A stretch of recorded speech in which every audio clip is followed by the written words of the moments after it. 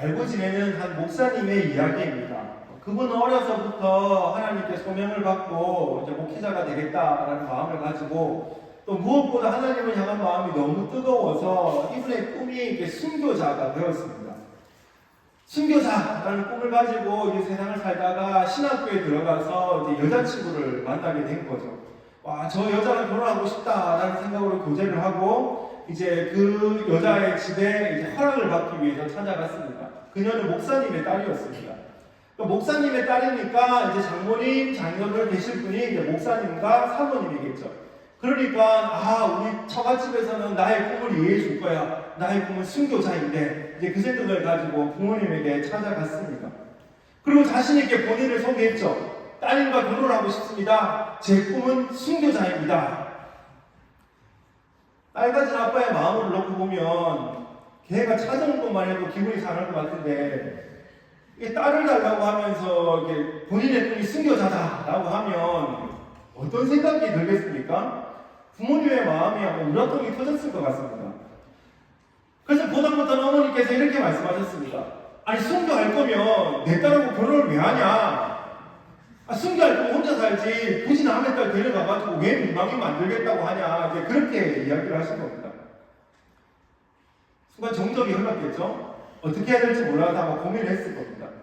그리고 그 목사님은 그 자리에서 정말 자신있게 자신의 꿈을 적었습니다. 순교를 하지 않겠습니다 라고 이야기를 하고 아주 잘 살고 계십니다. 순교의 원래 뜻은 믿음을 지키기 위해서 목숨을 바치는 겁니다. 박해나 죽음을 각오하고 그 죽음마저도 두려워하지 않으면서 나의 신앙을 지키는 것, 나의 믿음을 지키는 것, 그것이 바로 순교입니다. 그런데 그 순교라고 하는 단어가 헬라어로는 마르티스라고 하는 단어인데 사실 오늘 본문에 보면 그 마르티스라고 하는 단어가 다르게 번역이 되어서 오늘 성경에 나오고 있습니다. 오늘 본문의 배경은 그렇죠. 부활하신 예수님께서 이제 하늘나라로 올라가시기 직전입니다. 그렇다 보니까 제자들도 오늘은 뭔가 좀 특별한 날인 것 같은데 오늘 뭔가 일이 좀 있을 것 같은데 아마 그런 생각이 들었던 것 같습니다. 그래서 예수님께 이런 질문을 하죠. 6절 말씀입니다. 그들이 모였을 때에 예수께 여쭈어 이르되 주께서 이스라엘 나라를 회복하시니 이때니까 하니 예수님이 지금 이 나라를 이스라엘 나라를 회복하시는 것이 지금입니까? 질문을 하고 있는 겁니다. 여기서 회복이라고 하는 단어는 정치적인 의미입니다. 빼앗긴 나라를 되찾아오는 것 그것이 바로 회복이라는 의미이죠. 그러니까 이 질문을 던지고 있는 건 지금 제자들은 그래 우리가 로마로부터 억압을 당하고 있는데 로마로부터 지금 이렇게 고통을 당하고 있는데 예수님 지금 우리 드디어 이제 쿠데타 시작입니까? 예수님 드디어 이제 우리가 로마로 쳐들어가는 겁니까? 이제 드디어 우리가 이제 새 빛을 보는 겁니까? 이제 그렇게 질문을 하고 있는 거죠. 주님의 생각과는 전혀 다른 생각입니다. 예수님은 그렇게 아무런 저항 없이 십자가 달려 죽으셨고 부활하셨고 또 40일 동안이나 그들과 함께 있으면서 하나님의 나라를 가르치셨는데 이제 다 끝났다 생각하고 예수님이 승천하시려고 하는데 그 상황에서 주님 지금입니까? 저는 준비가 됐습니다. 주님 이제 칼을 드시죠. 우리 쳐들어 갑시다. 지금 그런 이야기를 하고 있으니까 지금 예수님의 속이 아마 아주 상하셨을 것 같습니다. 그런데 제자들이 이렇게 해석을 하고 있는 건 사실 예수님께서 이들에게 하셨던 말씀 때문에 그렇습니다. 우리가 읽지 않았지만 4절 말씀에 이렇게 나와 있죠. 사도와 함께 모이사 그들에게 분부하여 이르시되 예루살렘을 떠나지 말고 내게서 들은 바 아버지께서 약속하신 것을 기다리라. 아버지께서 약속하신 것을 기다리라. 예수님께서 이들에게 하셨던 것은 성령을 기다리라. 성령을 보내주실 것이다. 그것을 말씀하셨죠. 그런데 이 제자들은 이 이야기를 들으면서 이스라엘의 해방 시기가 올 것이다. 그렇게 해석을 한 겁니다. 아버지께서 약속하신 것을 기다리라 라고 하신 그 말씀을 성령을 기다리라 라고 하신 말씀으로 주셨는데 이스라엘의 해방될 시기가 올 거다. 그래 예수님께서 약속을 하셨지 하나님께서 우리에게 그 시기를 줄 거지 그걸로 이해를 하고 있는 겁니다. 그렇다 보니까 오늘 말씀에서 제자들이 예수님께서 말씀하시니까 그래 그때가 지금인가 보다 이제 지금인가 보다 이제 그렇게 예수님께 질문을 하고 있는 거죠. 그 질문에 대해서 엉뚱한 질문에 대해서 예수님께서 하셨던 대답이 7절과 8절 말씀입니다. 이르시되 때와 시기는 아버지께서 자기의 권한에 두셨으니 권한에 두셨으니 너희가 알 바 아니요 오직 성령이 너희에게 임하시며 너희가 권능을 받고 예루살렘과 온 유대와 사마리아와 땅 끝까지 이르러 내 증인이 되리라 하시니라. 때와 시기, 언제인지에 대해서는 하나님의 권한이라는 겁니다. 그렇기 때문에 너희가 알 거 아닌다면 나도 모른다, 너네도 모른다. 때와 시기가 중요한 것은 아니다. 그리고 하셨던 말씀이 뭐냐면 대신 제자들이 알아야 할 것이 있는데 그것이 뭐냐면 증인이 되어야 한다는 겁니다. 증인의 삶을 살아야 된다. 때와 시기는 몰라도 증인이 되어야 된다라고 하는 것도 너희들이 알고 있어야 돼 라고 말씀하시죠. 증인이 무엇입니까? 보고 드는 것을 말하는 사람이죠. 근데 앞에 제가 처음에 말씀드렸던 헬라어의 마르키스라고 하는 것, 그 단어가 바로 증인입니다. 제가 소두에서는 마르키스라고 하는 단어가 순교자라고 말씀드렸습니다. 증인이 순교자라고 하는 뜻입니다. 순교자가 증인이라고 하는 뜻이죠. 그러니까 그 똑같은 단어를 예수님께서 증인이라고 말씀하시면서 여기에 두신 이유는 우리가 주님께서 원하시는 것을, 우리에게 주님이 원하시는 것은 무조건 죽는 것이 아니라는 겁니다. 무조건 순교하는 것이 주님이 원하시는 것이 아니라는 거죠. 주님이 우리에게 원하시는 것은 증인이 되는 겁니다. 인생이 변화되는 겁니다. 삶의 방향이 변화되는 겁니다. 삶의 태도가 변화되는 겁니다. 정치적인 기대와 신념을 가지고, 정치적인 야망을 가지고 예수님을 쫓아 달려갔던 그 제자들, 그래서 예수님이 승천하시는 그때까지도 예수님 이제 쿠데타를 일으킬 시기입니까? 이제 드디어 주님이 로마를 쳐들어갑니까? 저도 따라가겠습니다. 그렇게나 질문하고 있는 그 사람들에게 아니야. 정치적인 야망이 아니라, 정치적인 꿈이 아니라 주님이 너희에게 주신 사명, 주님이 너희에게 주신 그 일들을 해나가야 돼. 증인이 되어야 돼. 증인이. 순교자가 되어야 돼. 순교자가. 지금 그것을 예수님이 말씀해 주시고 있다는 거죠. 주님이 우리에게 원하시는 겁니다. 주님이 우리에게 원하시는 건 정치적인 야망이 아니라 삶의 태도가 변화되는 겁니다. 방향이 변화되는 겁니다. 세상을 쫓아 살아갔던 나의 방향이 주님을 향해서 달려가는 것. 세상을 향해서 달려갔던 나의 방향이 주님의 뜻을 쫓아 살아가는 것. 그것이 바로 오늘 주님이 우리에게 하셨던 말씀이라는 겁니다.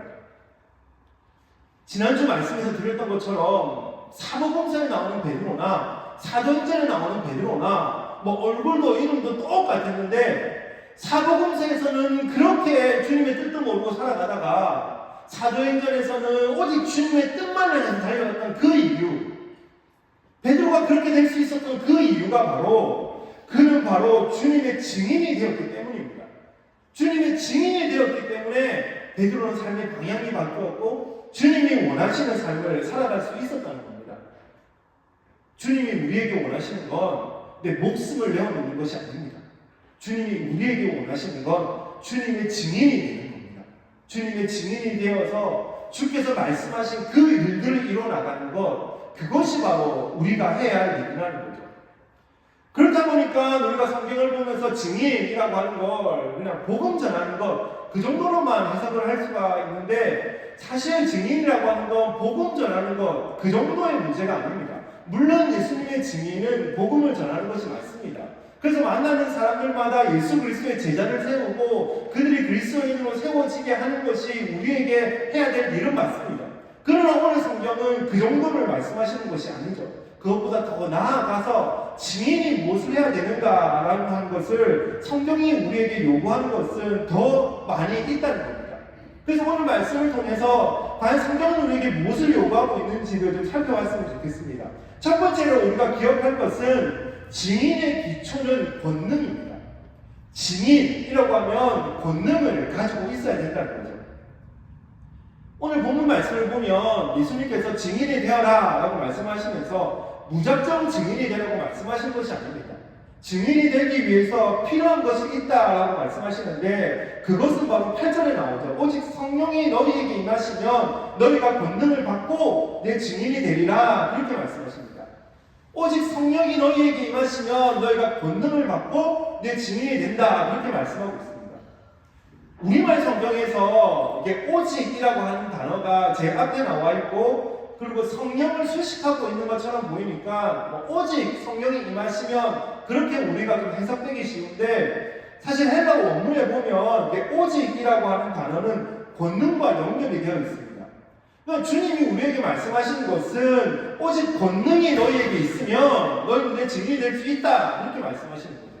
권능, 뭐 쉽게 해석하면 권세와 능력, 한 도시도 집어삼킬 수 있는 힘, 그 누구도 나를 막지 못하는 엄청난 괴력, 그것이 바로 권능 아닙니까? 그렇다 보니까 우리는 힘을 가져야 돼. 우리 능력이 있어야 돼. 우리 그렇게 많이 해석을 하죠.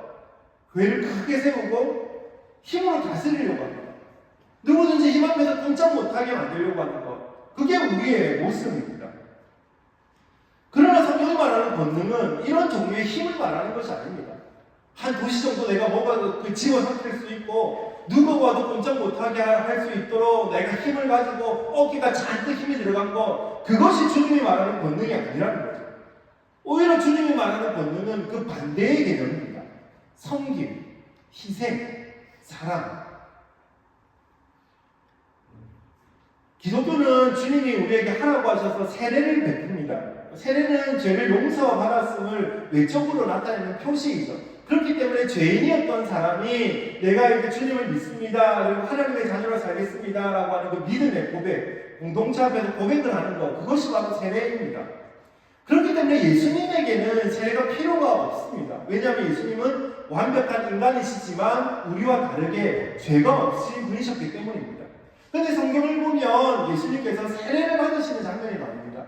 그리고 예수님께서 세례를 받고 물에서 나오실 때에 하늘로부터 성령이 비둘기같이 임하였습니다. 하늘로부터 성령이 비둘기같이 임하셨다는 것은 성령의 권능이 주님께 있다는 것을 선포하시는 겁니다. 성령의 충만한 주님께 있어서 주님께 권능이 있다, 능력이 있다, 그것을 말씀하는 것이죠. 그런데 예수님께서는 그 권능을 가지고, 그 하늘로부터 임한 그 성령의 권능을 가지고 어떻게 사셨습니까? 가시는 곳마다 떵떵거리고, 가시는 곳마다 대접을 받고, 가시는 곳마다 그 주님의 힘을 가지고 막 사람들을 뭐라 하고, 막 도시들을 막 엎어버리고, 그런 삶을 사셨습니까? 주님은 그것과 좀 반대적인 삶을 사셨습니다. 그래서 요한복음 10장에 보면 예수님께서 스스로를 선한 목자다라고 말씀하십니다. 나는 선한 목자야, 나는 선한 목자야, 그렇게 말씀하시죠. 그리고 그 요한복음 10장에서는 선한 목자와 반대되는 개념을 말씀하시는데, 선한 목자와 반대되는 개념이 누구냐면 악한 목자가 아니라 사꾼입니다. 악한 목자가 반대가 아니라 사꾼이죠. 사꾼이 누구입니까? 임금을 받고 일을 하는 사람입니다. 고용된 노동자입니다. 쉽게 말해서 직접 회사를 운영하는 사람이 아니라 월급을 받고 회사에 출근하는 사람, 그 사람이 사꾼입니다. 자, 그러면 이제 대답을 잘 해보십시오. 사꾼이 나쁜 사람입니까? 월급을 받으시는 분은 아니라고 하고 월급을 주시는 분은 가만히 계신 것 같은데, 사꾼은 나쁜 사람이 아닙니다. 물론 요즘에는 이게 월급 루팡 그래가지고 뭐 하루 종일 앉아가지고 컴퓨터하고 눈싸움만 하다가 집에 가서, 그렇지만 따박따박 월급을 받아먹고 있는 그 월급 루팡, 월급을 도둑질해 간다, 일을 하지 않고 월급만 받아간다, 그런 신조어가 생기기도 했지만, 사꾼 자체는 부정적인 단어가 아닙니다. 사꾼은 당연한 거죠. 자기의 삭스를 받고 받은 만큼 일을 하는 거, 그건 당연한 일입니다. 그럼에도 불구하고 예수님께서는 선한 목자에 반대되는 개념을 사꾼이라고 표현하고 있습니다. 그런데 예수님께서 선한 목자의 반대를 사꾼이라고 표현하는 이유가 있습니다. 그것은 바로 사꾼에게는 희생을 기대할 수 없기 때문입니다. 사꾼은 받은 만큼 일을 합니다. 준 것이 있는데 더 많은 rol을 나에게 요구하면 이것은 제가 할 일이 아닙니다 라고 거절을 해도 그 누구도 뭐라 하지 않습니다. 왜냐하면 주는 만큼 일을 하는 것이 사꾼의 역할이기 때문입니다. 목숨을 건 희생, 그것은 그에게 없습니다. 그냥 자기가 받은 만큼만 성실히 그 일을 감당하면 됩니다. 그렇기 때문에 사꾼은 증인의 삶이 아닙니다. 사꾼은 그냥 월급을 받고 일을 하는 사람입니다. 권능이 있는 증인은 힘세고 능력 있고 일 잘하는 사람이 아닙니다. 힘세고 능력 있고 일 잘하는 사람은 세상에도 널려 있습니다. 우리 회사로만 가봐도 힘세고 능력 있고 일 잘하는 사람은 참 많이 있습니다. 부럽도록 일을 잘하고 부럽도록 능력이 있어서 내가 저 사람만 보면 너무 사무치는 그런 사람들이 우리 주변에도 너무나 많이 있지 않습니까? 얼마 전에 한 청년과 식사를 하는데 더 이상 공부를 할 거냐? 주변에 공부 잘하는 사람들이 너무나 많아서 저는 박사가 아닌 것 같습니다. 학교만 가도 나보다 공부 잘하는 사람 열렸습니다. 회사에 가도 야, 내가 높은 사람이라도 저 사람 승진시켜주겠다. 그런 생각이 드는 사람이 널려 있습니다. 힘세고 능력 있고 일 잘하는 사람 참 많습니다. 그러나 주님이 보시는 조건은 힘세고 능력 있고 일 잘하는 모습이 아니라는 겁니다. 주님이 보시고자 하는 건 희생입니다. 헌신입니다. 사랑입니다. 그것을 가지고 나아가는 것, 그것이 바로 주님께서 원하시는 증인이라고 하는 모습이죠. 어제 청년부에서 세가족 환영회를 진행했습니다. 많은 청년들이 참석해서 아주 즐거운 시간을 보냈습니다. 근데 그 중에 유독 눈에 띄는 두 청년이 있었습니다. 그 두 청년은 인도네시아인 청년입니다. 형제가 아닌데 둘 다 이제 인도네시아 사람들입니다. 한 분은 지난 바자회 때 초청돼서 오셔가지고 저희 청년들과 교제도 나누고 저희 한인들과 함께 계속 교제를 나누고 싶어서 뭐 청년 예배도 나오시고 주일 예배도 한 번씩 나오시면서 계속해서 교제를 나누는 함께 예배를 하는 그런 청년이었습니다. 그런데 그 친구가 또 인도네시아에 있는데 그분도 어제 함께 오셨습니다. 함께 오셔서 그 시간을 나누고 계속 뭐 교제를 나누며 즐거운 시간을 보냈는데 특징이 있다면 이 두 분 모두 한국어를 아주 잘합니다. 우리가 열방으로 나가겠다 꿈만 꾸고 목사가 외국어 못하니까 아예 하나님은 그냥 한국어를 장착시켜가지고 외국인을 보내주셔서 열방교회가 되도록 참 감사하는 그런 시간이었습니다. 인도네시아 이야기가 나왔는데 인도네시아는 많은 섬으로 이루어진 나라입니다. 17,000개 정도의 섬으로 이루어진 나라입니다. 크기도 엄청납니다. 독일의 5.3배, 남한의 19배나 됩니다. 그러니까 땅이 아주 큰 섬으로 된 국가입니다. 이와 동시에 인도네시아가 가지고 있는 것이 또 다른 기록이 있는데 그것이 뭐냐면 세계에서 무슬림이 가장 많은 나라라는 겁니다. 이슬람을 믿는 사람들을 무슬림이라고 하는데 그들이 세계에서 가장 많이 있습니다. 그렇기 때문에 선교학에서도 관심 있게 연구하고 있는 나라이고 많은 선교사님들이 그곳에 들어가 계십니다. 그런데 인도네시아가 이렇게 세계에서 가장 많은 무슬림들이 거주하게 되는 나라가 된 데는 사실 네덜란드의 영향이 아주 크다라고 이제 선교학에서 말을 합니다.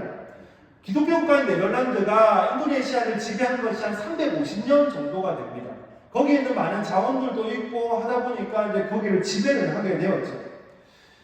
그런데 네덜란드는 어떤 국가입니까? 기독교 국가입니다. 그런데 그 기독교 국가가 들어와서 350년이나 지배를 하면서 우리를 힘들게 하니까 그것에 대한 반감을 가지고 이제 이슬람을 믿게 되었다는 겁니다. 그 전부터 이슬람이 들어와 있었다라고 하는 기록은 있어서 뭐 기독교가 먼저 들어갔는지 이슬람이 먼저 들어갔는지는 뭐 정확히 모르겠지만 이슬람은 왠지 우리와 친근하고 이슬람은 우리의 친구가 되어주는 것 같고 이슬람은 우리의 토속신앙인 것 같고 그런 가운데서 기독교 국가라고 하는 사람들이 와서 우리를 쟁취하기만 하고 힘으로 누르기만 하고 그렇다 보니까 그에 대한 반감으로 인도네시아가 전 세계에서 무슬림이 가장 많은 나라가 되었다는 겁니다. 우리의 권능은 힘의 논리가 아닙니다. 성경이 말하는 권능은 힘의 논리로 싸울 수 있는 것이 아닙니다. 하나님이 우리에게 말씀하신 증인이 되라는 것은 힘을 가지고 칼을 가지고 총을 가지고 나가서 싸우라는 것이 아닙니다. 우리는 헌신과 섬김 그것으로 나아가야 하는 것이죠. 한국교회는 한 1980년대 말과 1900년대 초에 교회가 세워졌습니다. 아무도 모르는 조선을 향해서 그 목숨을 건 수많은 선교사님들의 희생을 통해서 교회가 세워졌죠. 근데 그 당시 그 상황들을 한번 생각을 해보십시오. 뭐 요즘 아무리 오시러 간다고 해도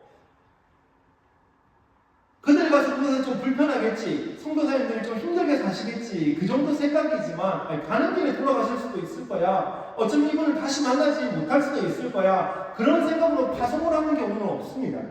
근데 그 당시가 어떤 시대입니까? 서양과 조선의 차이가 어마어마했고 배를 타고 오면서 그 안에서 뭐 파손되면은 그냥 다 물에 빠져 죽고 아니면 전염병이라도 돌면은 그 배 안에서는 죽을 수도 있는 것이 그 당시였습니다.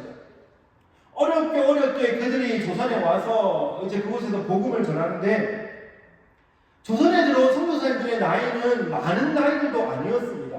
20대, 30대 되는 분들이 조선에 와서 복음을 전했습니다.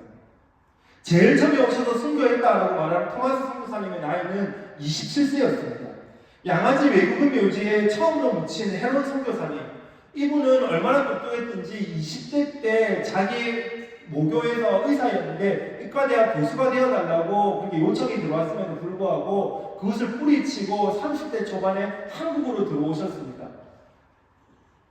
그리고 이질에 걸려서 한국에 온 지 5년 만에 돌아가셨죠. 그래서 양화진 외국인 묘지에 처음으로 묻히게 되었습니다. 우리가 좀 많이 들어본 언더우드 선교사님, 26세에 한국에 오셨습니다. 한국에서 결혼하시고 신혼여행을 전도여행으로, 그래서 한국 조선을 쭉 돌아다니면서 그렇게 신혼여행을 보내셨습니다.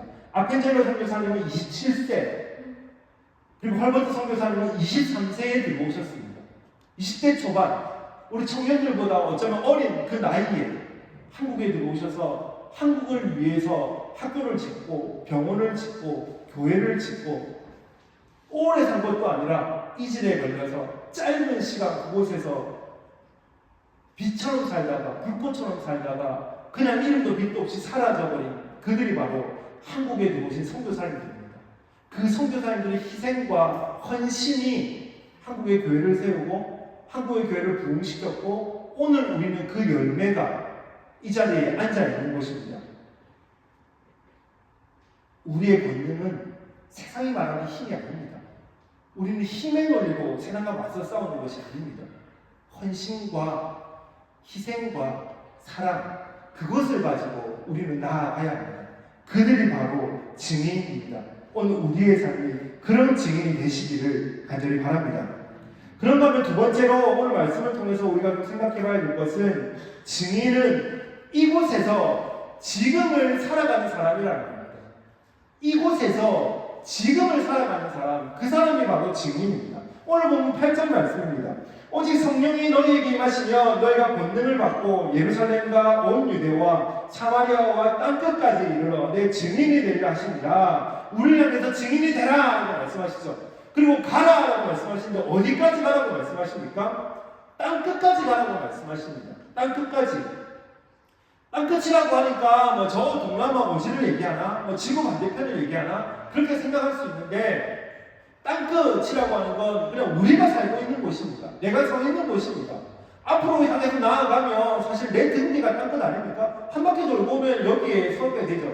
그래서 어렸을 때 많이 불렀던 노래도 이제 지구는 둥그니까 자꾸 나가면 온 세상 어린이들 다 만나고 오겠네. 한 바퀴 돌면 그냥 그곳이 땅끝이니까 내 등 뒤가 땅끝입니다. 내가 서 있는 곳이 땅끝입니다.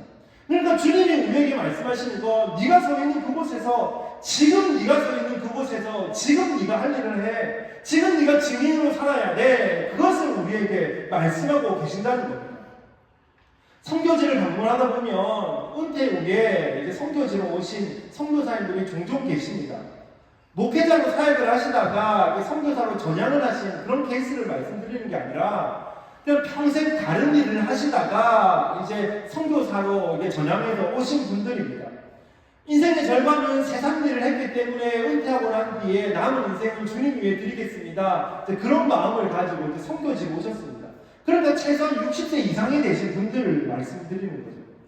독일처럼 뭐 비교적 안정적인 국가에 저희처럼 젊은 활동할 시기에 이렇게 새로운 국가로 와도 정착이라고 하는 것이 만만치 않은데 평생 한국에서 살다가 그리고 신학 교육을 받은 것도 아니고 선교사 훈련을 받은 것도 아니고 그냥 그렇게 자기 일을 하다가 이제 은퇴하고 난 뒤에 내 남은 인생 주님 위해서 쓰겠습니다 라고 하는 그 고백으로 선교지에 오셨으니까 그곳에서 사는 것, 그것만으로도 참 존경스러운 마음이 듭니다. 그것만으로도 주님이 기뻐하시겠다, 그 생각이 듭니다. 그럼에도 불구하고 한편으로 안타까운 마음이 드는 것은 증인의 삶이라고 하는 것은 구분 지어져 있는 삶이 아니라는 것이기 때문입니다.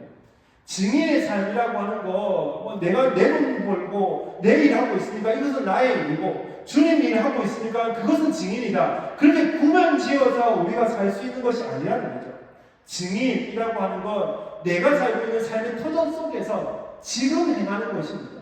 지금 나의 삶의 터전 속에서 내가 행해 나가는 것, 그것이 바로 증인이라는 것이죠. 부산에 가면 고신의료원이라고 있습니다. 원래 이름은 복음병원입니다. 제가 어린 시절만 해도 복음병원이라고 불렀습니다. 근데 그 복음병원은 잘 알고 계신 장기러 박사님이 설립을 했습니다. 장기러 박사라고 하면 믿음이 아주 좋으신 의사였죠. 그런데 믿음만 좋은 정도가 아니라 의술이 아주 뛰어나다 보니까 한국의 슈바이처라는 별명이 있습니다. 그리고 좀 독특하게 한국의 슈바이처라는 별명과 함께 바보 의사라고 하는 별명도 가지고 있습니다. 아니 슈바이처처럼 똑똑한데 바보는 웬 말이냐 그런 생각이 들 텐데 그가 이제 의사로서 활동했던 것을 보면은 슈바이처지만 바보 같다라는 생각이 참 많이 듭니다.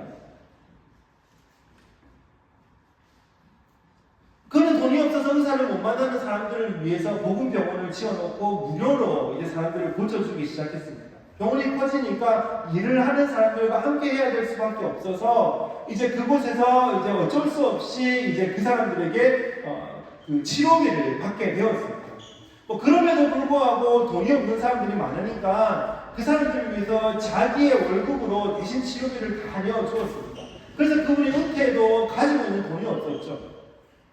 그럼에도 불구하고 이제 병원에서 나가지 못하는 돈이 없어서 이제 정사나 하지 못하는 사람들을 위해서 밤에 몰래 찾아가가지고 뒷문 열어놓고 자는 사람 깨워가지고 뒷문으로 도망가십시오. 내가 문 열어놨으니까 도망가십시오라고 하는 말도 안 되는 방법으로 병원장으로 병원을 운영했던 것이 참 많은 사람들에게 회자되고 있습니다.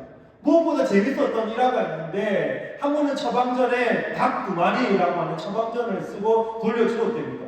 이분이 보니까 아픈 이유가 영양실조인데 영양실조는 암만 약을 먹어도 될 일이 아니라 그냥 닭 2마리 사다가 가지고 삼계탕 끓여 먹으면 낫겠다 싶어서 닭 2마리라고 하는 처방전 써주고 집에 가서 삼계탕 끓여 드십시오. 그리고 원무과에다가 한 얘기는 내 월급에서 닭 2마리값 내어주십시오. 그렇게 처방전을 써가지고 돌려보냈다는 겁니다.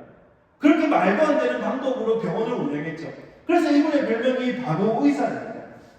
근데 제가 말씀드리고 싶은 건 이분이 이렇게 바보처럼 경영했다, 바보처럼 운영했다, 믿음의 사람으로서 그렇게 살았다, 그것만을 말씀드리고 싶은 것이 아닙니다.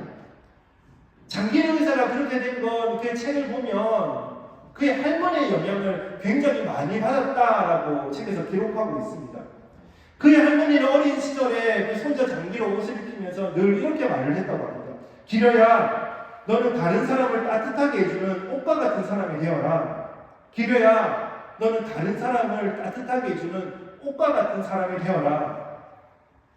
그 이야기에 장기라 박사님은 어렸을 때부터 그래 나는 오빠 같은 따뜻한 사람이 되어야지. 돈이 없어서 의사를 못 만나는 사람이 없는 그런 세상을 만들어야지. 그래서 의사가 되어서 자기의 모든 의술을 투자하고 자기의 모든 월급을 투자하고 자신의 가진 것을 다 투자해서 돈이 없어서 의사를 만나지 못하는 사람들을 위해서 평생을 살다가 가셨다는 겁니다. 자신의 삶의 현장에서 주어진 시간과 희생을 그리고 수고를 아끼지 않은 사람이 증인입니다. 그러므로 장기라 박사는 훌륭한 증인이죠. 자신이 가진 모든 것들을 가지고 주어진 상황 속에서 주어진 시간 속에서 모든 것들을 헌신하고 희생했으니까 누구보다 뛰어난 증인입니다. 뿐만 아니라 손자의 옷을 입힌 이름도 모르는 그 할머니, 손자의 옷을 입히면서 기려야 너는 다른 사람을 따뜻하게 해주는 옷과 같은 사람이 되어라. 아무런 빚도 없고 이름도 없는 그 할머니 또한 신실한 주님의 증인이라는 겁니다. 주어진 현장에서 지금 이 시간 우리는 어떠한 삶을 살아가고 있습니까? 나를 통해 자녀가 다른 증인으로 세워지고 있다면 우리는 가정에서 자녀를 양육하는 그 삶이 바로 가장 훌륭한 증인의 삶입니다. 학교에서 나를 통해서 나의 동료들이, 다른 사람들이 신실한 증인으로 세워지고 나를 통해서 성경을 볼 수 있다면 우리는 학교에서 가장 신실한 증인의 삶을 살아가고 있는 것입니다. 회사에서 비록 우리는 오늘도 출근해서 회사 일을 하고 있지만 그 일을 통해서 다른 사람보다 내가 희생하고 그 일을 통해서 내가 다른 사람에게 복음을 보여줄 수 있다면 예수님이 우리의 구원자이십니다 라고 하는 그 말은 하지 못한다 할지라도 내 얼굴을 통해서, 내 행동을 통해서, 내 삶을 통해서 주님을 보여줄 수 있다면 우리가 출근하는 그 회사가 신실한 증인의 터전이고 우리의 삶이 바로 가장 뛰어난 증인의 모습입니다. 삶과 성교는 결코 분리되지 않습니다. 삶 따로 성교 따로 그런 삶은 없습니다. 내 삶과 증인은 분리되지 않는 하나의 삶입니다. 어느 곳에 있든지 누구 앞에 있든지 신실한 증인으로 살아가시길 바랍니다. 자녀 앞에서도 우리 후배들 앞에서도 동료들 앞에서도 신실한 증인으로 내 삶을 통해 그리스도의 향기를 드러내는 복된 우리가 되시기를 간절히 바랍니다.